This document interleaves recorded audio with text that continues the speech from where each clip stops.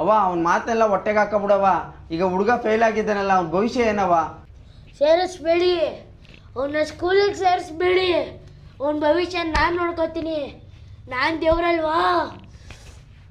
ಅವನಿಗೆ ಡೈಲಿ 3 ಹೊತ್ತು ಊಟ ಮಾಡಾಕಿ, ಒಳ್ಳೊಳ್ಳೆ ಊಟ ಹಾಕಿ.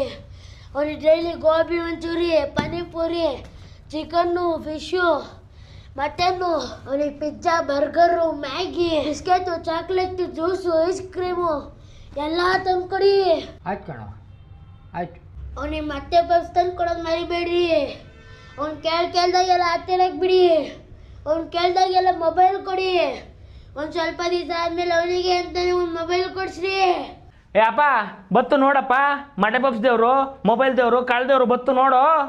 ಏಯ್, ಆಗಿನಿಂದ ಇವೆಲ್ಲ ಕೊಡ್ಸಿದ್ರೆ ದೇವ್ರು ಬಂದು ಹೇಳ್ಬೇಕಾಯ್ತೇನಿಲ್ಲ? ಓ ನೆನ್ನೆ ತಾನೇ ತಿಂದಾನೆ 3 ಮಟೆ ಪಪ್ಸ ಒಬ್ಬನೇ. ಅಪ್ಪ ಯಾಕಪ್ಪ ಸುಳ್ಳು ಹೇಳಿ? ಅದ್ರಲ್ಲಿ ನೀನೇ ಒಂದು ತಿಂಗಂಡಲ್ಲ ತಾತ. ಅಪ್ಪ ಒಂದು ತಿಂಗಂಡ ನನ್ನ ಮೇಲೆ ಹೇಳ್ತಾನೆ 3 ತಿಂದಿದ್ದೀನಿ ಅಂತ. ನೋಡಪ್ಪ ನಿನ್ನ ಮೊಮ್ಮಗನ ದೇವ್ರ ಕತೆ ನೋಡು, ಹೊಂಟೈತಲ್ಲ ದೇವ್ರು. ನೋಡು ನೋಡು ನೋಡು. ಅಯ್ಯೋ, ದೀಪನೂ ಹಾರಾಯ್ತು, ದೇವರು ಹೊರಟಾಯ್ತು. ಮಗ ನಡಿ ಮಗ, ರಜಾ ತೀರೋದ್ಮೇಲೆ ಸ್ಕೂಲಿಗೆ ಸೇರಿಸ್ತೀನಿ. ತಾತ, ದೇವ್ರು ಸ್ಕೂಲಿಗೆ ಸೇರಿಸಿ ಅಂತ ಸೇರಿಸ್ಬಿಡಿ ಅಂತ. ಸ್ಕೂಲಿಗೆ ಸೇರಿಸ್ಲೇಬೇಕು ಅಂತ ಹೇಳ್ತು.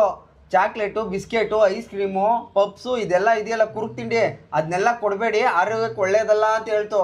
ಸಾಧ್ಯವಾದರೆ ಬೇಳೆ ಸಾರು, ರಾಗಿ ಮುದ್ದೆ ಅಷ್ಟೇ ಕೊಟ್ಕೊಂಬನ್ನಿ ಅಂತ ಹೇಳಿದೆ.